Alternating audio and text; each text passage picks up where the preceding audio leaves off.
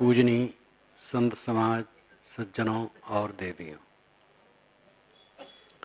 सदगुरु कबीर साखी प्रकरण में कहते हैं, द्वारे तेरे राम जी मिलहु कबीरा मोहि, तैं तो सब में मिल रहा, मैं न मिलूंगा तो। कबीर साहब कहते हैं, ऐ लोगों, तुम्हारे दरवाजे पर राम जी खड़े हैं। द्वारे तेरे राम जी, तेरे दरवाजे पर दूर से आकर के राम जी खड़े, और वो कहते हैं आकर के तुम लोग मुझसे मिल लो। तो अंदर वालों ने कहा कि महाराज, पता नहीं कहां से आप आए हैं, कितनी दूर से आए, तो थोड़ा कष्ट और उठाइए, अंदर चले आइए। राम जी ने कहा, तैं तो सब में मिल रहा, तू तो सब में मिल रहा है, इसलिए मैं न मिलूंगा तो मैं तुमको नहीं मिलूंगा। राम जी साकेत लोक में रहते हैं सगुण उपासकों के ख्याल से, और साकेत लोक बहुत दूर है, पता नहीं कितनी दूर है, और वहां से यहां आए, आपके दरवाजे पर खड़े हैं और कहते हैं मैं तुम्हारे दरवाजे पर आ गया हूं, मिल लो। अब आप इतने आलसी, इतने अहंकारी, आप कहते हो महाराज साकेत लोक से आए, करोड़ों कोस से दूर, तब तो 10 कदम है, अंदर आ जाओ, इतने लापरवाह। तो राम जी ने कहा, भाई मैं इतना कष्ट सह के आया, मैं सोचा तुमसे मिल लूं, तो तुम्हें थोड़ा कष्ट उठाना चाहिए। मैं करोड़ों किलोमीटर से आया हूं और तुम 10 कदम नहीं आ सकते हो और कहते हो आकर के अंदर में मिलो, तो मैं नहीं मिलूंगा। ये अलंकारों में कथन है। राम किसी बाहर लोक में नहीं है, सबके दिल में है। जिस राम को कबीर कहते हैं, वह राम सबका अंतरात्मा है। और जो सगुण उपासना मानते हैं, अंत में वो भी यही कहते हैं। साकेत लोक बाहर नहीं, हृदय ही साकेत लोक है, हृदय ही शिव लोक है, हृदय ही ब्रह्म लोक है, हृदय ही गोलोक है। जन्नत और स्वर्ग हृदय ही में, बाहर नहीं। वेद का मंत्र मुझे याद आया, अष्टाचक्रा 9 द्वारा देवानाम पूर्योध्या, तस्याम हिरण्यः कोशः स्वर्गो दिशावृता। 8 चक्र, 9 द्वार वाली देवताओं की अयोध्यापुरी ये शरीर है, उसमें सोने का खजाना है। जो उसे समझ लेता है स्वर्ग पा जाता है। वो ज्योति से आवृत जगमगा रहा है। इतने अलंकारों में वेद के ऋषि ने कहा। अयोध्या शब्द चारों वेदों में मुझे यही मिला है, लेकिन मैं गारंटेड नहीं कह सकता हूं, क्योंकि वेद के मंत्र पर इतना ध्यान दे पाया हूं कि कहीं अयोध्या और न हो, ये कैसे कहूं। वेद बहुत विस्तृत है, लेकिन जहां तक मुझे अंदाज है, अयोध्या शब्द यही है, यथर्व वेद में आता है। मैंने अपने वेद में लिखा भी है, जो मेरा लिखा हुआ वेद क्या कहते हैं पुस्तक है, अब उसका 3रा संस्करण छप गया है। अष्टाचक्रा 9 द्वारा 8 चक्र शरीर में माना है, ये बहुत पुरानी मान्यता है। टट्टी की जगह से खोपड़ी तक, मूलाधार, स्वाधिष्ठान, मणिपुर, अनाहत, विशुद्धि, आज्ञा, सहस्रार, सूरत कमल। सूरत कमल खोपड़ी में है और मूलाधार टट्टी की जगह में है, और बाकी 6 बीच में माने गए हैं। सब काल्पनिक है, लेकिन ये कल्पना बहुत पुरानी है। 8 चक्रों वाला और 9 द्वारा, 2 आंख, 2 नाक, 2 कान, टट्टी पेशाब की जगह और मुख, ये 9 द्वार। अष्टाचक्रा 9 द्वारा देवानाम पूर्योध्या, देवताओं की अयोध्या पूरी ये शरीर है। देवता कौन है? मन इंद्रिया। ये मैं अपनी कल्पना से नहीं कहता हूं, वैदिक प्रमाण से कहता हूं। वेदों के अनुसार ब्रह्मांड के देवता हवा, पानी, आग, सूरज, चांद, सितारे, ये सब देवता हैं। और पिंड के देवता इंद्रियां और मन है। ये वैदिक परिपाटी है और उस परिपाटी का प्रभाव पूरे भारतवर्ष के धर्म ग्रंथों में आया है। शरीर रूपी अयोध्या के जो देवता हैं वही इंद्रिय और मन है। देवानाम पूर्योध्या, अष्टाचक्रा 9 द्वारा देवानाम पूर्योध्या, 8 चक्रों 9 द्वारों वाली देवताओं की अयोध्यापुरी ये शरीर है। तस्याम, उसमें हिरण्य कोश, सोने का खजाना है। और सोने का खजाना क्या है? ये आत्मा, जिसको सदगुरु ने अंतर ज्योति कहा है।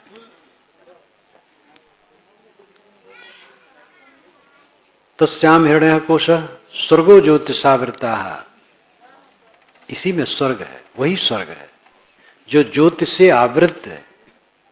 स्वर्ग लोग आकाश में मानते हैं। स्वर्ग का अर्थ होता है अपने में लौट आना। स्वर्ग, स्वर्ग, स्वर्ग का हम पदच्छेद करें तो हो जाएगा स्वर्ग। स्व नाम खुद में, गा नाम गमन, अपने में लौट आना स्वर्ग है। अपने आत्मा में तृप्त हो जाना, आत्मलीन हो जाना स्वर्ग है। वैकुंठ यही है। वैकुंठ, विकुंठ। वैकुंठ का शुद्ध शब्द है विकुंठ। वि नहीं, कुंठ, कुंठा, ग्रंथि, कॉम्प्लेक्सेस। जिसके मन में कॉम्प्लेक्सेस नहीं है, ग्रंथियां नहीं है, विकार नहीं है, वासना नहीं है, उद्वेग नहीं है, वो वैकुंठ वास करता है सब समय। नींद खुले और मन में कोई झटका ना हो, तनाव ना हो, किसी से कोई तनाव ना हो। संसार में सांप बिच्छू मिलेंगे, बचा के चलना है। ये संसार ऐसा नहीं है कि आप चाह रहे हैं वहां बिल्कुल सब निर्मल रहे। इतिहास उठा के देखिए, बड़े बड़े संतों का उस जमाने में भी ऊट पटांग, ऊंच नीच सब रहा। खुराफाती लोग रहे, धार्मिक कहलाने वालों में खुराफाती रहे, साधु वेशधारियों में खुराफाती रहे, और अच्छे लोग रहे, सब जमाने में रहे। इसलिए बचा बचा के चलना है। और ये समझना है कि जितना भी संबंध है सब झूठा है। संबंध और वार्ता अगले क्षण दोनों समाप्त। हम 4 लोग इकट्ठे हुए, संबंध हो गया, फिर वार्ता हुई, कुछ बात किए, उसके बाद दोनों खत्म। और उस वार्ता के असर को लेकर के हमारा दिमाग अच्छा हुआ और खराब हुआ। अच्छी वार्ता हुई तो मन में सुगंधी रही, बुरी वार्ता हुई तो मन में क्लेश रहा। न वार्ता रहती है न संबंध रहता है। सारा संबंध देखते देखते विलुप्त होता जाता है। स्वर्ग, वैकुंठ, जन्नत सब अपने अंदर है। द्वारे तेरे राम जी। साहब कहते, अय मनुष्य, तेरे दरवाजे पर राम जी खड़े हैं और कहते आकर के मिल लो। लेकिन आदमी कहता है कि महाराज अंदर आ जाओ, बहुत दूर से आए हो, थोड़ा और आ जाओ। स्वयं उठना नहीं चाहता है। तो राम जी ने कहा, तय तो सब में मिल रहा, तू सब में मिला हुआ है, मैं तुमसे नहीं मिलूंगा, अब जा रहा हूं। जो सब में मिलता उससे राम नहीं मिलता है। जो सबसे अपने को अलग कर लेता है उससे राम जी मिलते हैं। भक्ति दुआरा सांकरा, राई दसवीं भाई, मन तो मैगल हो रहा कैसे आवे जाए। उसमें दो न समाए, प्रेम गली अति सांकरी, जामे दो न समाए। यह तो घर है प्रेम का, खाला का घर ना है। शीश उतारे भूई दरे, सो बैठे घर माए। ये खाला का घर नहीं है, खाला यहां गए खूब मस्त खाए पिए मटर गश्ती किए। ये प्रेम का घर है, इसमें सिर उतारना पड़ता है, समर्पित होना पड़ता है। बिना समर्पण के, मैंने कल संध्या में कहा था, बिना समर्पण के पति पत्नी का संबंध मधुर नहीं रह सकता है। पति पत्नी एक दूसरे को समर्पित हो, वासना की दृष्टि से नहीं, सेवा की दृष्टि से, व्यवहार की दृष्टि से, दोनों के सहयोगी हो। पत्नी कुछ कहती है, पति कुछ कहता है, बिगड़ जाएगा। पिता पुत्र में विरोध है, बिगड़ जाएगा। गुरु शिष्य में मतभेद है, बिगड़ जाएगा। भाई भाई में, मित्र मित्र में मतभेद है, बिगड़ जाएगा। जरूरी है एक दूसरे के प्रति सहयोग की भावना, समर्पित होना।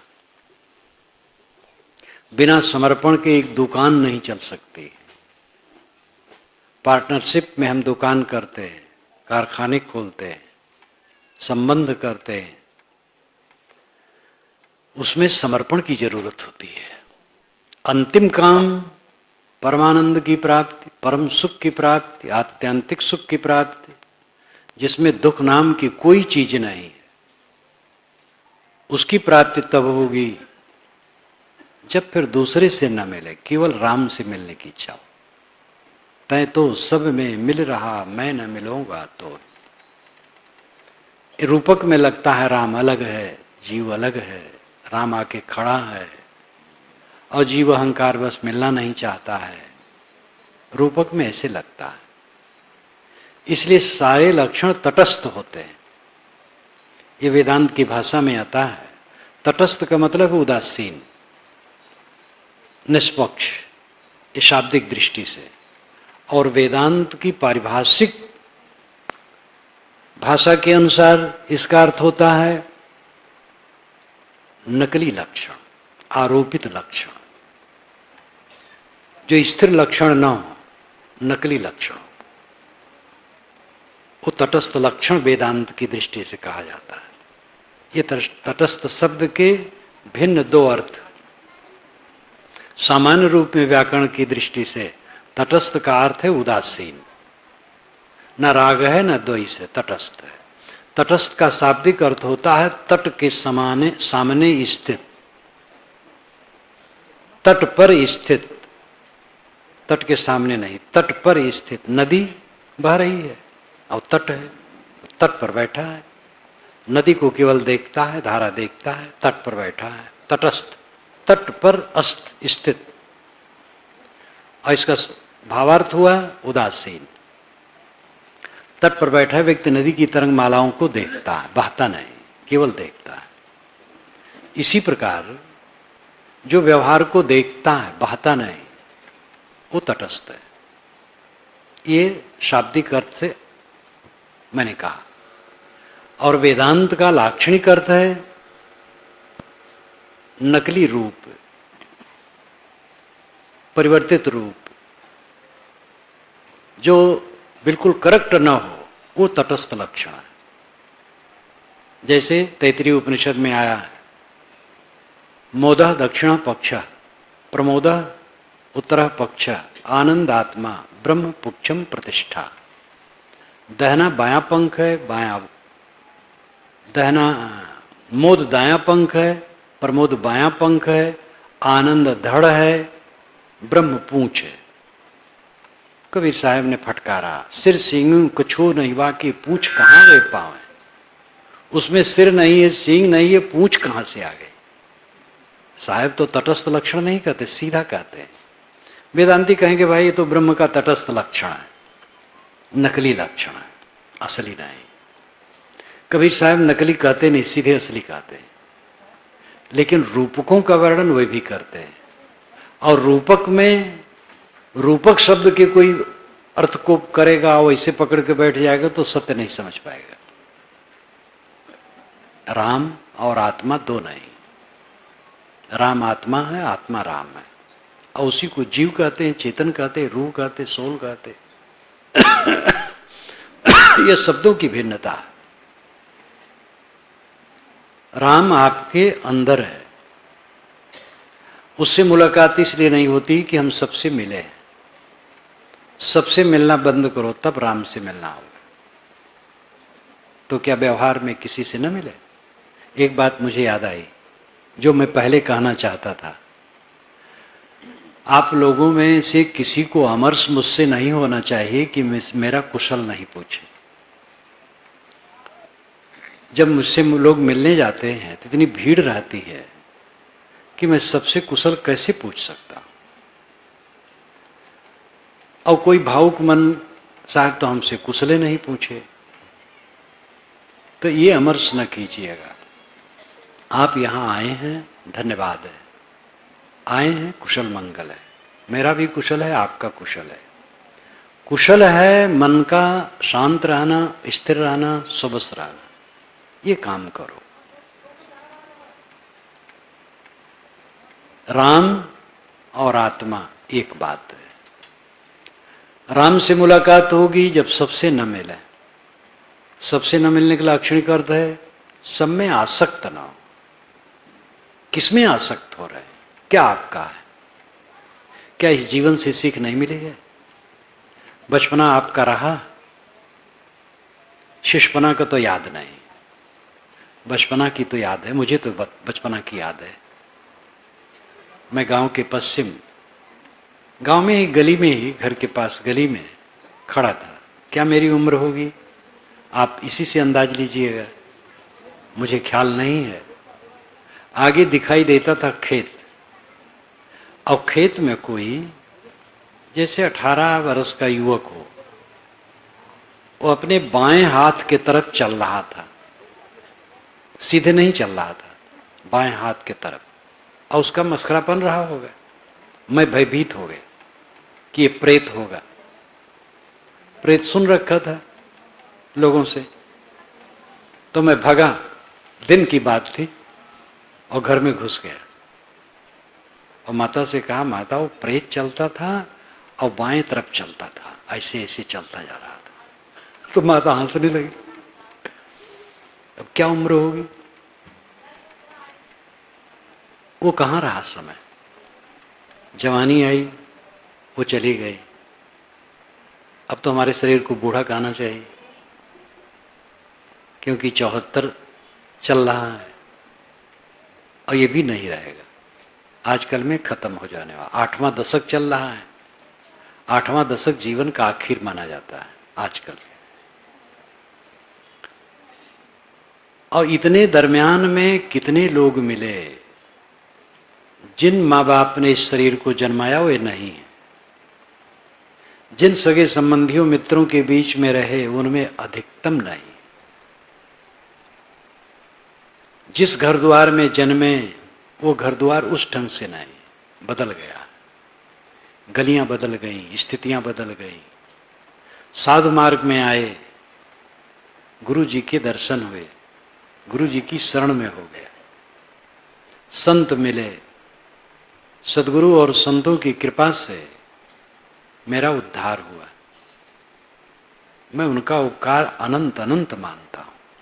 सदगुरु न मिले होते, ये संत जन न मिले होते तो हम भटकते होते। हमारे दहने श्री निहाल साहब बैठे, हमारे बड़े गुरु भाई। मेरी उम्र 18 वर्ष की थी, उसके अनुसार आपकी उम्र 22-23 की होगी, या जो हो ज़्यादा थे। बढ़ारा आश्रम पर आया पिताजी के साथ। पिताजी पूछ रहे थे, प्रश्न कर रहे थे, आप बड़ी सावधानी से बोल रहे थे। तो मैं कल्पना करूं, हे भगवान, ये कबीर पंथी अवतार नहीं मानते हैं। दीवार पर एक चेहरा अभी प्रकट कर दो तो ये जान लेंगे कि अवतार होता है।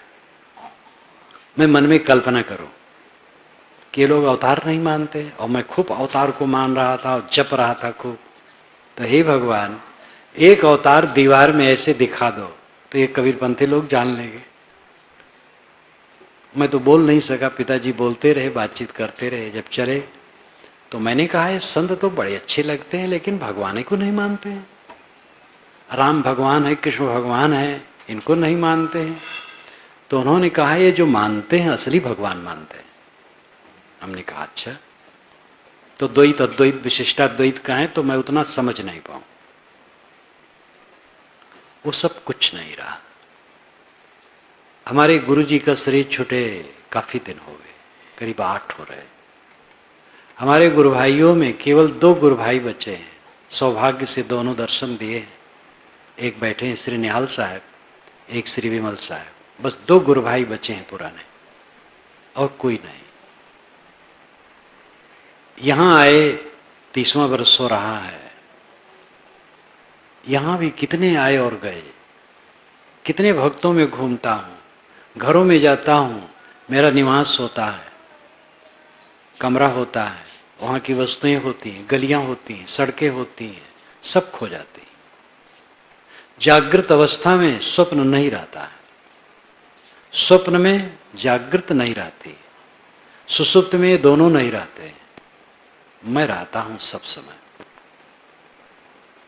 जो सब समय रहता है वही राम है, वही आत्मा है, वही आपका होना है, आपका अस्तित्व है।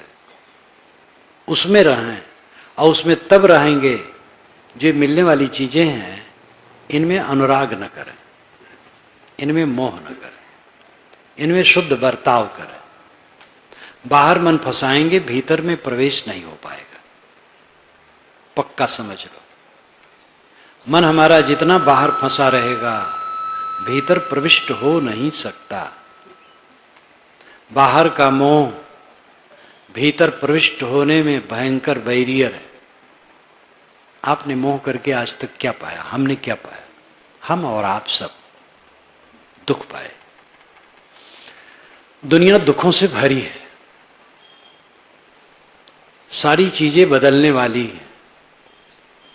मनुष्यों के शरीर बदलने वाले हैं, मन बदलने वाले हैं, अनुकूल प्रतिकूल हो जाते हैं, प्रतिकूल अनुकूल हो जाते हैं, तटस्थ हो जाते हैं, मध्यस्थ हो जाते हैं, बिछुड़ जाते हैं। काल रात दिन सब कुछ को निरंतर पीसता है। हमारे चारों तरफ केवल धूल का अंबार है। शरीर धूल, प्राणी पदार्थ धूल, सब धूल धूल। कुछ दिन के बाद वो धूल होकर के रहेगा। आज समझ में नहीं आता। हमारा शरीर मिट्टी और धूल है, इसको पहले से देखें, यही होना है। और जब हो गया तब देखने की क्षमता नहीं रहेगी। जो पहले देख लेता है वो राम से मिलता है।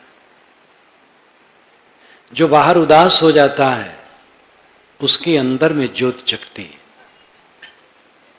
वेद के ऋषि ने कहा, हिरणमयन पात्रेण सत्यस्यापिहितं मुखम तत्त्वं पूषन्न पाविरण सत्य धर्माय दृष्टे। हिरणमयन पात्रेण, सोने के बर्तन से, सत्यस्यापिहितं मुखम, सत्य का मुख अपहित ढका, तत्त्वं पूषन्न पाविरण। पूषण, जो सबका पोषण करे वो पूषण है। सूरज को पूषण कहते हैं क्योंकि वो सबका पोषण करता है। अपनी किरणों से पानी को सोख कर आकाश में ले जाता है, बरसाता है, तो सबका पोषण होता है। और सृष्टि की सारी वस्तुओं को अपने प्रकाश से मजबूत करता है, स्वस्थ करता है। इसलिए सूरज को राधापति कहा गया है वेद में। राधा का मतलब है धन, राधापति सूर्य है। पूषण, सबका पोषण करने वाला। लेकिन इस शरीर में पोषण कौन है? आत्मा। यही ज्ञान विज्ञान का पोषण करता है। सारा ज्ञान विज्ञान इसी से उद्भव है। तत्त्वं पूषण अपाविरण, तत् उसे, उस सोने के बर्तन को, तुम तू, पूषण आत्मा, अपाविरण हटा दे। क्यों हटा दे? सत्य धर्माय दृष्टे, सत्य और धर्म के दर्शन के लिए। हमारा सत्य और धर्म चमक दमक से छिपे हैं। चमक दमक यही जो बाहर की चीज, मकान, जमीन, प्राणी पदार्थ, आश्रम। गृहस्थ विरक्त दोनों के लिए बात एक है, दो नहीं है। गृहस्थों का घर परिवार, साधुओं का मठ आश्रम और समाज, दोनों जगह बंधन है। गृहस्थ लोग घर में मोह करेंगे तो बंध जाएंगे, और हम लोग आश्रम में मोह करेंगे तो मुक्त हो जाएंगे। गृहस्थ लोग बाल बच्चों में मोह करेंगे तो बंध जाएंगे, और हम लोग शिष्यों में मोह करें तो मुक्त नहीं होंगे, हम भी बंधेंगे। कानून सब पर बराबर है, प्रकृति का विधान दो नहीं। सबको सावधान रहना है। यहां किसी का कुछ नहीं, यही परम सत्यता है। पूरे जीवन में दुख के अलावा कुछ मिलने वाला नहीं। जो मिलता है अनुकूल मिलता है, प्रतिकूल मिलता है। उसमें राग होता है, द्वेष होता है, और इसी का जखीरा, संस्कारों का जखीरा समूह मन में इकट्ठा हो जाता है, और कांटे के समान रात दिन गढ़ता है। बड़े बड़े संपदाशाली, बड़े बड़े स्वामी, बड़े बड़े ऐश्वर्यवान, बड़े बड़े राजनेता, कोई भी हो, चाहे स्वामी जी हो और चाहे राजनेता जी हो, जीवन भर का जो कुछ उन्होंने परिश्रम करके संग्रह किया है वो क्या है? बाहर का माटी गोबर है। पूरा संसार माटी गोबर है और कुछ नहीं, केवल मिट्टी मिट्टी। और उसी को हमने धन माना है, उसी में मन लगाया है, उसी में आसक्ति बनाई है, और उन्हीं के संस्कारों का संग्रह मन में इकट्ठा है जो कांटे के समान चुभता है। रात दिन अनुकूल प्रतिकूल के द्वंद्व में जीव ग्रसित। कब इसको चैन मिलता है? कौन हासो किमानंदो नित्यम पच्चलिते सति अंधकारेणोनद्धा प्रदीपम न गवेशत। तथागत बुद्ध कहते हैं, कौन हासो, क्यों हंस रहे हो? किमानंदो, क्या आनंद मान रहे हो? नित्यम पज्जलिते सति, निरंतर काल की आग धधक रही मरघट की ज्वाला, जिसमें सब भस्म हुए हैं, कोई बचा नहीं। जो हैं वो बचेंगे नहीं। अंधकारेणोनद्धा, अंधकार से तुम घिरे हो। प्रदीपम न गवेशत, प्रकाश नहीं खोजते हो। कब खोजोगे? कब अपने आत्मक कल्याण करोगे? तय तो सब में मिल रहा, मैं न मिलूंगा तो है। राम जी कहते हैं कि तुम लोग सबसे मिल रहे हो, इसलिए मैं तुमसे नहीं मिलूंगा। सबको छोड़ दो तब मैं मिलूंगा। तो छोड़ के कहां जाओगे? हम लोग छोड़े तो बहुत बड़े समाज में पड़ गए। जहां शरीर जन्मा था वहां गिन करके, उंगली पर गिन करके लोग थे। अब मैं गिन नहीं सकता हूं। कहीं सर्विस करता होता तो रिटायरमेंट हुए 14 बरस हो गए होते, बल्कि 16 बरस हो गए होते। अब आप लोगों के बीच में आ गया, अभी रिटायरमेंट नहीं हो रहा है। काम और ज्यादा कर रहा हूं। कहां जाओगे? जहां हो वहां समझो कुछ मेरा नहीं। समय सबे भूमि गोपालक है, सब गोपाल की भूमि। ईश्वर भक्त समझता है सब ईश्वर का है, मैं सेवक हूं। गुरु भक्त समझता है सब सदगुरु का है, मेरा कुछ नहीं। अत्यंत उच्च ज्ञानी समझता है सब प्रकृति का है, मेरा कुछ नहीं। गुणावर्तन तित्तेव यो तिष्ठित नेंगते, ये गीता कहती है। गुण गुणों में वर्तते हैं, ऐसा समझ करके यो अवतिष्ठित, जो स्थित है। निंगते न इंगते, इंगन नाम कंपन, कांपता नहीं, भयभीत नहीं होता है, चिंतित नहीं होता है, उद्वेगित नहीं होता है, अशांत नहीं होता है। ये ज्ञानी का लक्षण है। निर्द्वंद स्थित आ जाना ज्ञान है, कहीं कंपित न होना। घटनाएं घटेंगी, सामने आएंगी, अनुकूल आएगा, प्रतिकूल आएगा। ज्ञानी पुरुष को गाली दिया गया है, जीवन मुक्तों को गाली दी गई है, निकट के लोग तक गाली दिए, दूर के लोग दिए, दूर के दिए, निकट के लोग भी दिए, नहीं समझ पाए। किसी महापुरुष को समझ पाना बहुत मुश्किल है, कुछ ही लोग समझ पाते हैं, बाकी अनबूझे रह जाते हैं। पास में रहने वाले भी समझने वाले कम हो पाते हैं। मात्रा है, कुछ कितना समझता है, कितना समझता है। इतिहास पढ़ करके जानता हूँ और नज़रों से देख करके भी जानता हूँ। श्री विशाल साहब एक उत्तम आदर्श हमारे सामने रहे, जिसको हमारे सदगुरु भी सदगुरु मानते थे। हमारे सदगुरु अपनी जगह पर निर्मल पुरुष थे ही, जो हमारे परम आधार थे, वो तो है ही है। लेकिन वे भी जिनको गुरु मानते थे श्री विशाल साहब, जो लोग देखे हैं वे जानते हैं, नहीं सुने हैं। विशाल देव परम आदर्श पुरुष थे, कृतार्थात्मा जीवन मुक्त पुरुष। दूर वाले नहीं समझे, निकट वाले भी बहुत लोग नहीं समझे। इतिहास पढ़ करके देखते, बुद्ध को, महावीर को, शंकर को, यानी स्वामी शंकराचार्य को, कबीर साहब को, सब कहाँ समझे। सबको समझाने के चक्कर में न पड़े, समय बर्बाद जाएगा। मुझे लोग समझने बड़े अच्छे साधु हैं, महाभ्रम। अच्छा रहना है, हम समझ लें अपने को, बस काफी है। याद आई, एक जगह मैं था, एक प्रदेश में, एक मेरे साधु ने कहा, साहब अमुक बूढ़ा साधु आपको बुरा मानता है, आपकी बुराई करता है, आप उसको समझा दीजिए तो समझ सकता है। तो मैंने कहा, वो थोड़ी बुराई मेरी जानता होगा, और जब सारी बुराइयां मेरी जानेगा तो बहुत उसको कहना पड़ेगा। तो कहा, तब तो कोई समस्या ही नहीं है, उनकी समस्या कहाँ। 2 दिन के बाद वो बूढ़ा मिला, कहा, साहब आप जाएंगे अमुक दिन, तो रास्ते में मेरी कुटिया पड़ती, वहां थोड़ा बैठ लेंगे। मैंने कहा ठीक। मैं नहीं कहा कि तुम मेरी निंदा करते हो तो क्यों बैठूंगा, मैंने कहा ठीक। गया, खाट बिछाया था, बैठ गया। संतों के लिए भी आसन बिछा दिया था, सब बैठ गए। उन्होंने पूजा की, आरती की, चरणोदक लिया। मैं चरणोदक देना नहीं चाहता, पुराने लोग कुछ लोग ले लेते हैं। तो चरणोदक लिया, हाथ जोड़ के खड़ा हुआ, कहा, साहब मेरे कल्याण की कुछ बातें बता दीजिए। तो थोड़ा सा कह दिया, फिर चल दिया। वो साधु जो मुझसे कहा था वहीं खड़ा था, आगे बढ़ा, कहा, साहब ये तो भीगी बिल्ली बन गए।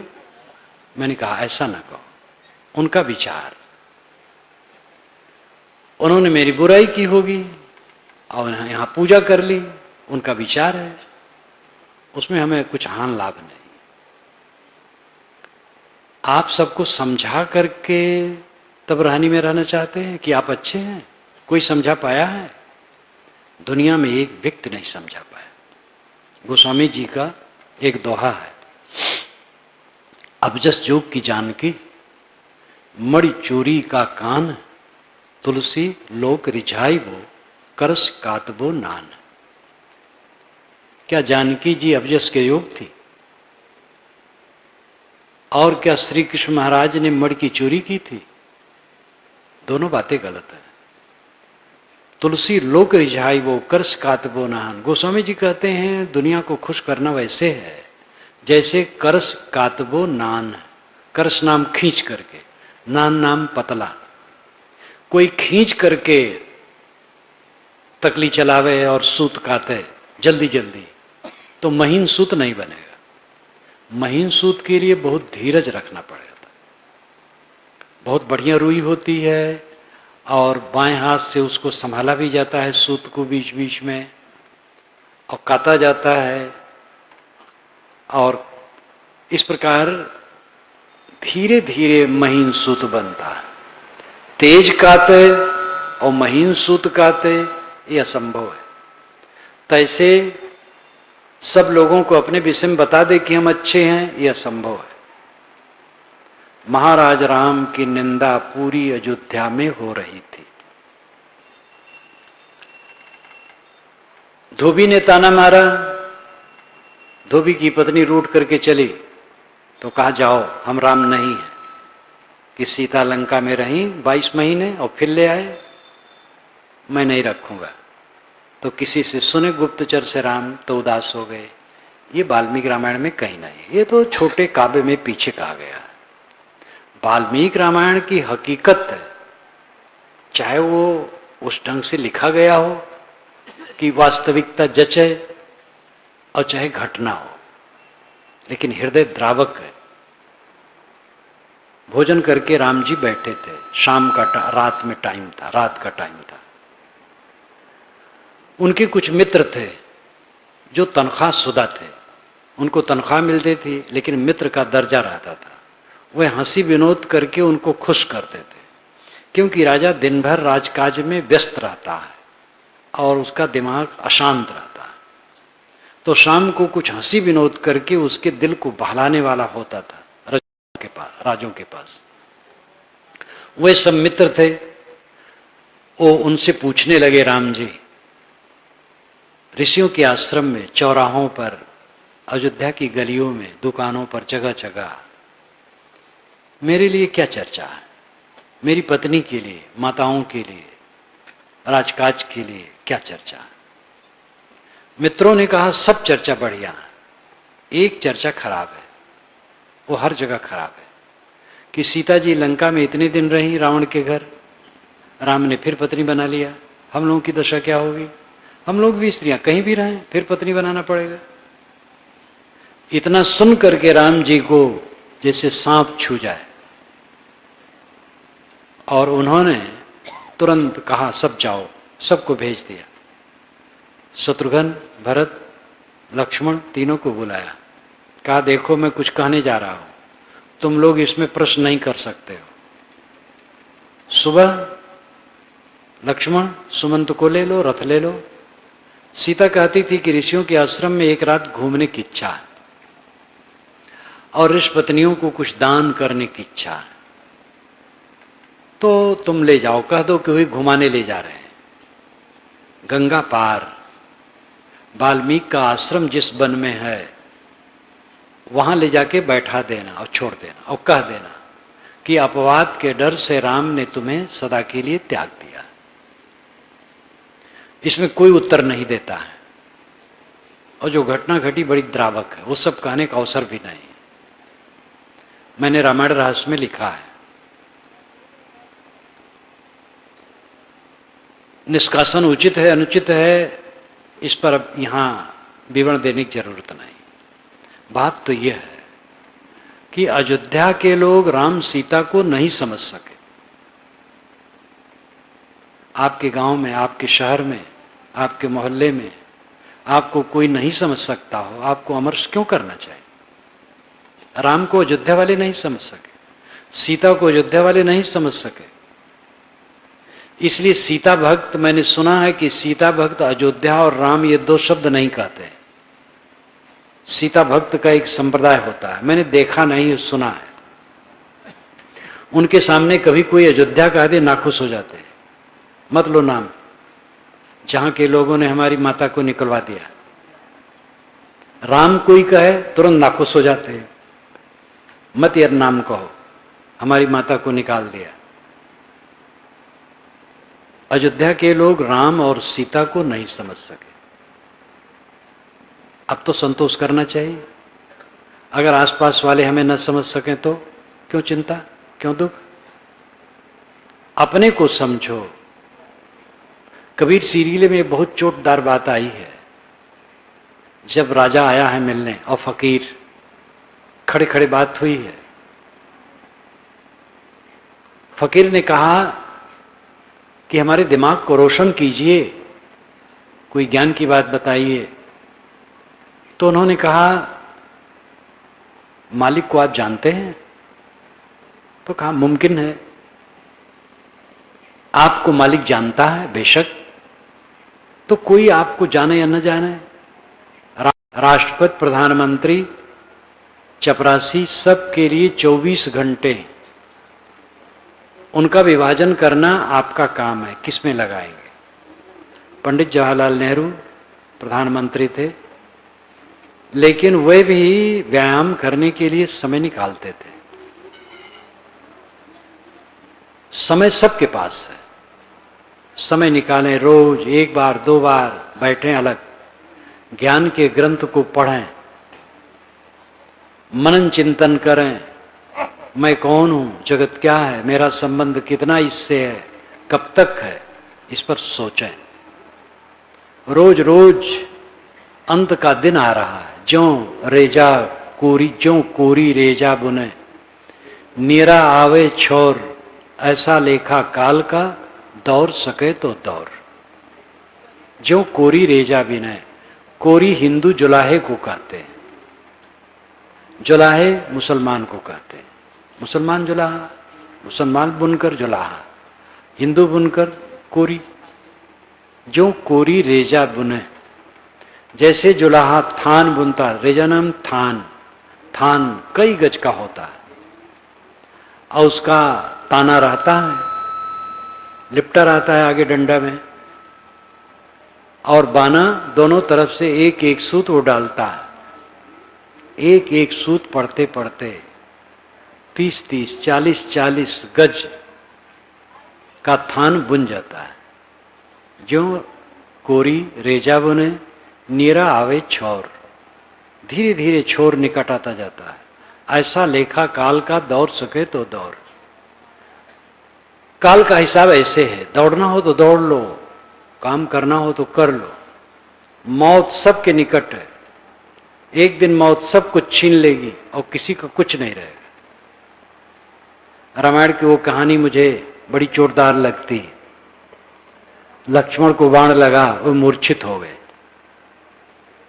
समझदारों ने बताया, सेना में डॉक्टर रहते हैं, वैद्य रहते हैं, उन्होंने बताया कि सूर्य उगने के बाद इनकी जान नहीं रह जाएगी, सूर्य उगने के पहले चिकित्सा हो जानी चाहिए।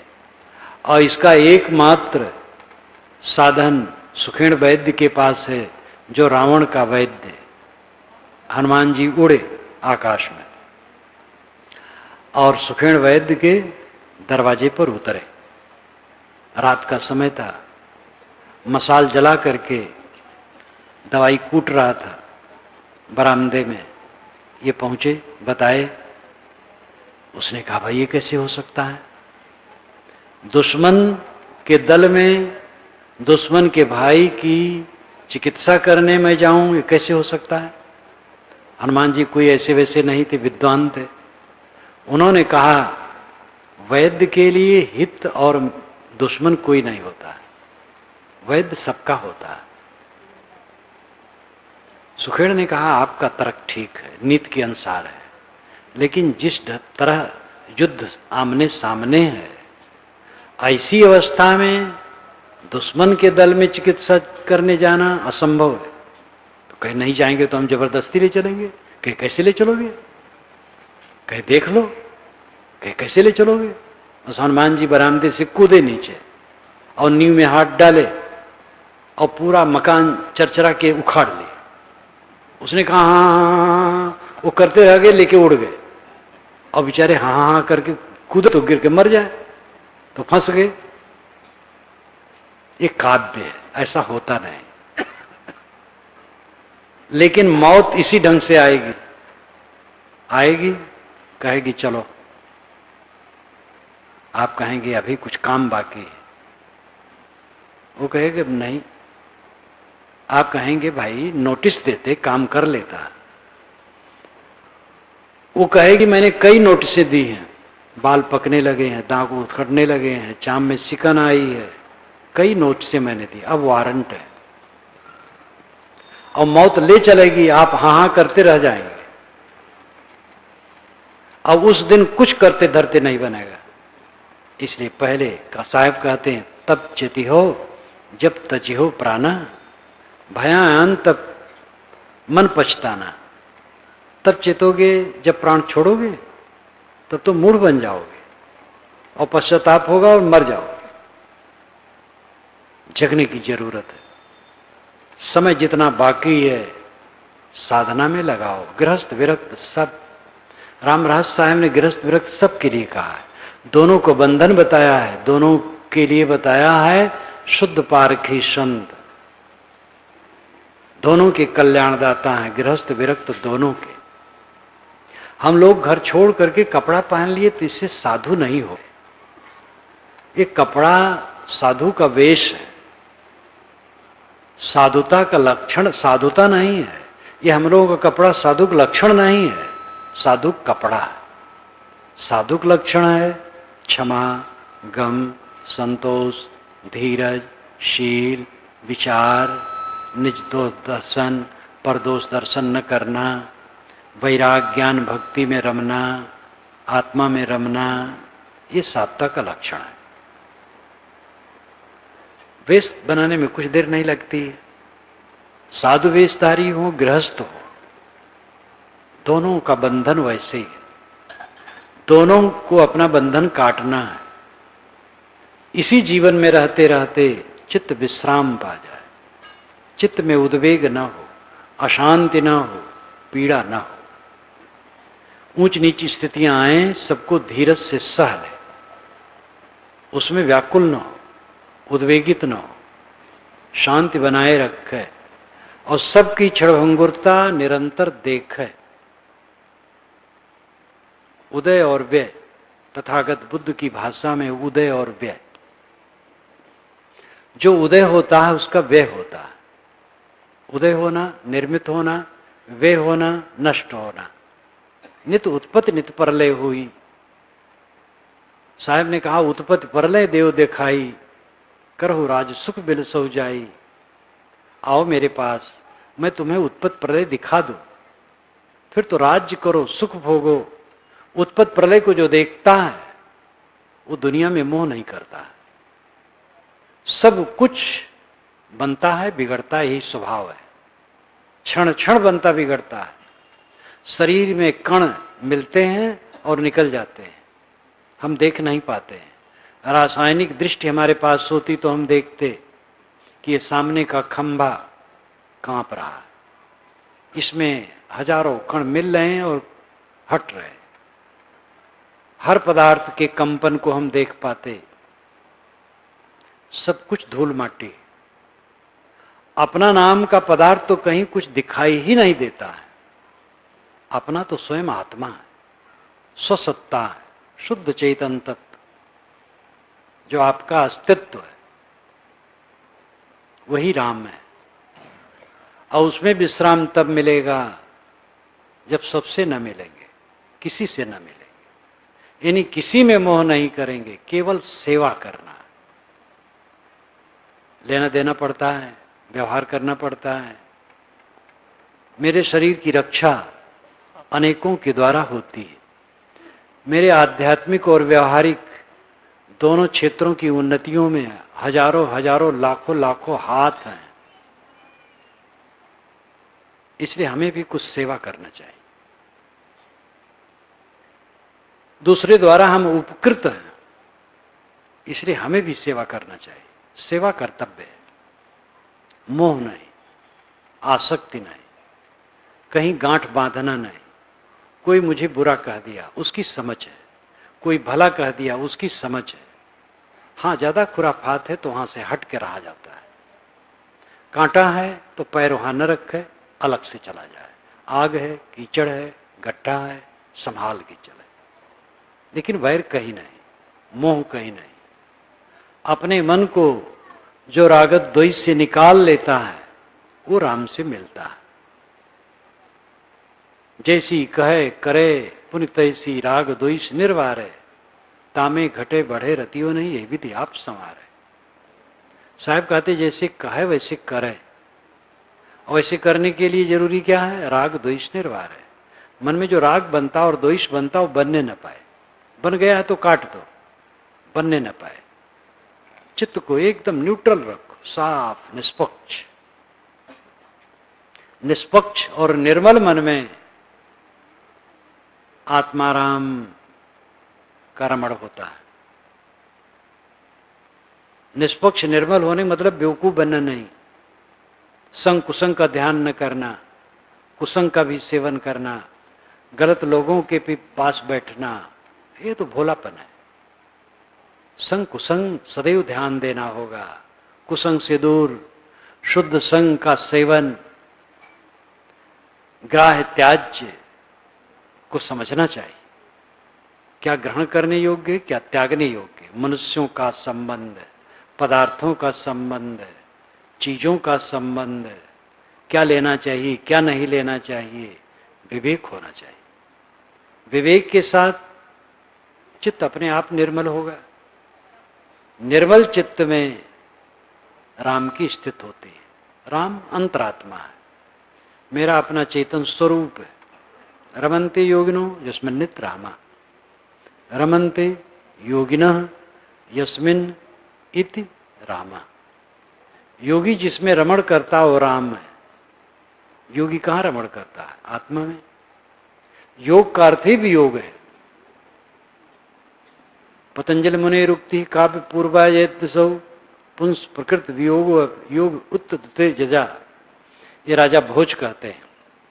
राजमार्तंड योग दर्शन पर उनका भाष्य, उसमें उन्होंने लिखा कि पतंजलि महाराज के योग दर्शन की जय हो, जिसमें उन्होंने प्रकृति पुरुष के वियोग को वियोग कहा। योग क्या है? पुरुष का प्रकृति से बिछुड़ जाना। पुरुष चेतन, पुर उष, ये दो पद मिलकर के पुरुष शब्द बनता है। पुर नाम आगे, उष नाम जलाना। आगे आगे जो ज्ञान प्रकाश करता रहे वो आत्मा पुरुष है। और प्रकृति जड़ है जो दृश्यमान है। ये दृष्टा दृश्य में उलझ करके दुख पाता है। दृष्टा दृश्य से बिछुड़ जाए, दृश्य का त्याग कर दे, मोह का त्याग कर दे, तब उसका कैवल्य होता है। गीता ने भी कहा दुख संयोग वियोगम योग संगितम। दुखों के संयोग का वियोग योग कहलाता है। दुख संगितम, दुख संज्ञा, दुख यानी योग संज्ञा, योग संगितम, योग संज्ञा, योग नाम किसका है? दुख संयोग वियोग। दुखों के संयोग का वियोग हो जाना योग कहलाता है। तो सब में हम मिल रहे हैं, सब में आसक्त हो रहे हैं, और जिसमें आसक्त हो रहे हैं झूठ है। उस झूठाई को हमने बहुत कुछ देख लिया है, फिर भी होश नहीं है, तो कौन होश करेगा, कौन लाएगा? जगने की जरूरत है। स्वाध्याय करें, सेवा करें, साधना करें, एकांत सेवन करें, समय समय से आत्मनिरीक्षण करें, आत्म परीक्षण करें, अपने को संभालें, अपने मन को बारंबार आत्मा में स्वरूप में लगा करके स्वरूप शांति की प्राप्ति करें। इसी के लिए सदगुरु का ये निर्देश है, द्वारे तेरे राम जी मिलो कबीरा मोर। ऐ लोगों, तेरे दरवाजे पर राम खड़े हैं और उनसे मिल लो। लेकिन तुम चाहते हो कि और अंदर आ जाएं, तो राम कहते भाई तुम सबसे मिल रहे हो, मैं और आगे नहीं आऊंगा। सबसे मिलना छोड़ दो तो मुझसे मिलो। ये अलंकारों का रूप अर्थ इतना ही है कि आपका स्वरूप राम है। और जब हम बाहर अपना मन फंसाएंगे तो राम में कैसे रमेगा? मन तो एक है, कबीर मन तो एक है, भावे तहां लगाओ, भावे गुरु की भक्ति करो, भावे भी से कमाओ। इसलिए मन को सांसारिकता से हटा करके आत्मा राम में लगाओ। धन्यवाद।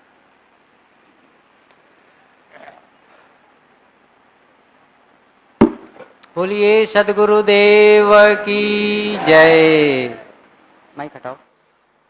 आप सभी से एक निवेदन है कि गुरुदेव जी यहाँ से प्रस्थान करेंगे और इस परिसर से जब अपने परिसर में पहुँच जाएंगे तभी आप लोग उठेंगे। रास्ते में भीड़ लगा देंगे, चलना कठिन हो जाएगा गुरुदेव जी का। इसलिए सभी लोग बैठे रहें। गुरुदेव जी के जो विचार अभी आप लोग श्रवण किए हैं, ये सब पुस्तकों में और विस्तार से है। कई पुस्तकें यहाँ, जो पुस्तकें यहाँ लगी हुई हैं उससे बहुत लोग परिचित हैं। नए प्रकाशन के विषय में भी वहाँ चार्ट टांग दिया गया है, आप लोग स्वयं वहाँ जाकर के पता करें। बीजक व्याख्या, बीजक की एक साखी, अभी आप लोग गुरुदेव जी बीजक की एक साखी पर विस्तृत विचार दे रहे थे, आप उससे और विस्तार से 2 खंडों में व्याख्या है। आप संपूर्ण विचारों को कबीर साहब जी के जानने के लिए बीजक व्याख्या अवश्य पढ़ें।